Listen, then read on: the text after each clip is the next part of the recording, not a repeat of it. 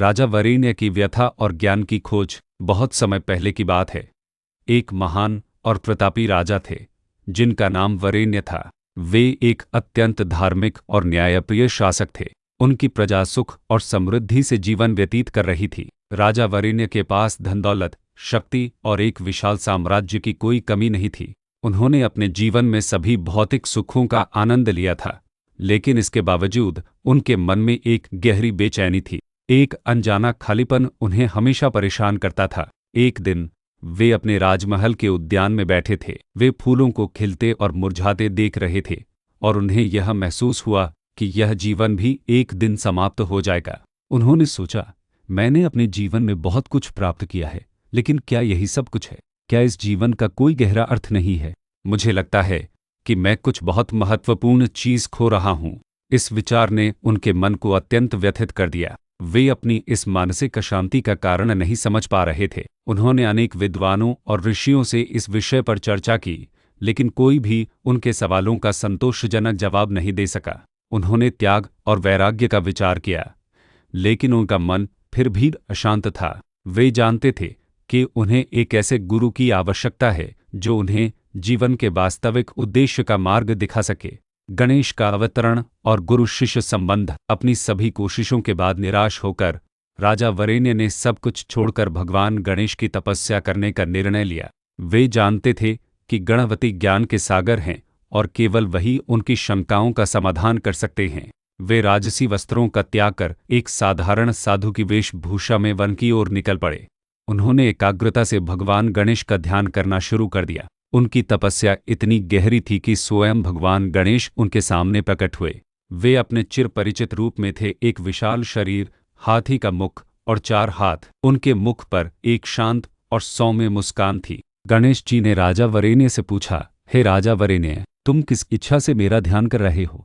राजा वरेण्य ने भगवान गणेश के चरणों में सिर झुकाया और अत्यंत विनम्रता से कहा, हे प्रभु, मैं एक राजा हूँ, लेकिन मेरे मन में शांति नहीं है। मैंने अपने जीवन में सब कुछ प्राप्त किया, लेकिन मुझे लगता है कि मैं इस जीवन का असली उद्देश्य नहीं जानता। मुझे यह भी नहीं पता कि मृत्यु के बाद क्या होता है। मैं इस संसार के दुख सुख के चक्र से मुक्ति चाहता हूँ। कृपया मुझे ज्ञान दे और मेरे प्रश्नों का उत्तर दे। गणेश जी ने राजा वरेण्य की विनम्रता, उनकी जिज्ञासा और उनके गहन दुख को समझा। उन्होंने राजा को आश्वासन दिया और उन्हें अपने पास बैठाया। तब गणेश जी ने राजा वरेण्य को ज्ञान देना शुरू किया। उनका यह उपदेश ही गणेश गीता के रूप में प्रसिद्ध हुआ। गणेश गीता का उपदेश। गणेश जी ने राजा वरेण्य को बताया कि संसार की सभी चीजें जो हम देखते हैं वे केवल क्षणिक हैं। धन, पद और भौतिक सुख सब एक दिन समाप्त हो जाते हैं। केवल आत्मा ही सत्य और शाश्वत है। उन्होंने समझाया कि हमारा शरीर केवल एक वस्त्र है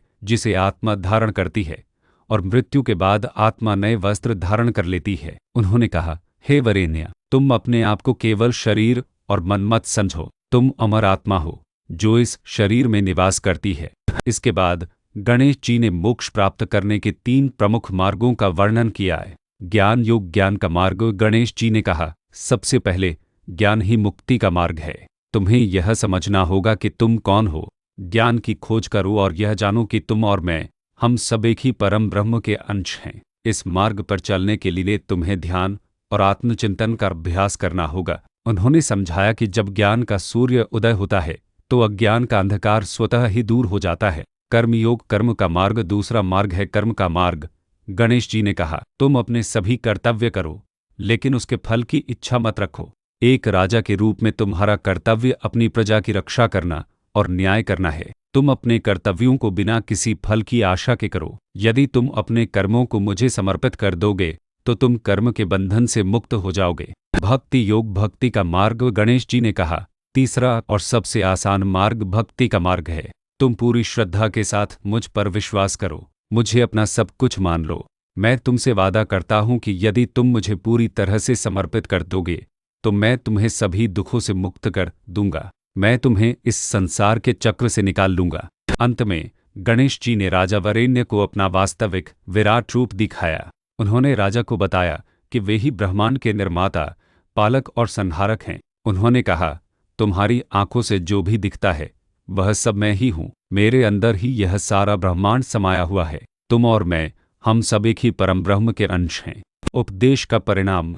गणेश जी का उपदेश सुनकर राजा वरेण्य की सभी शंकाएं दूर हो गईं। उन्हें अपने जीवन का वास्तविक उद्देश्य मिल गया। उनका मन शांति और आनंद से भर गया। वे समझ गए कि सच्ची शक्ति पद या धन में नहीं, बल्कि आत्मज्ञान और भगवान के प्रति समर्पण में है। राजा वरेण्य ने गणेश जी को अपना गुरु स्वीकार किया और फिर से अपने राज्य में लौट आए। अब वे एक ऐसे राजा थे जो अपने कर्तव्य को बिना किसी फल की इच्छा के करते थे और उनका हर कार्य भगवान गणेश को समर्पित था। यह कथा हमें सिखाती है कि हम सभी के अंदर राजा वरेण्य की तरह ज्ञान की प्यास होती है। गणेश पुराण हमें बताता है कि इस प्यास को केवल आत्मज्ञान और भगवान की भक्ति से ही बुझाया जा सकता है।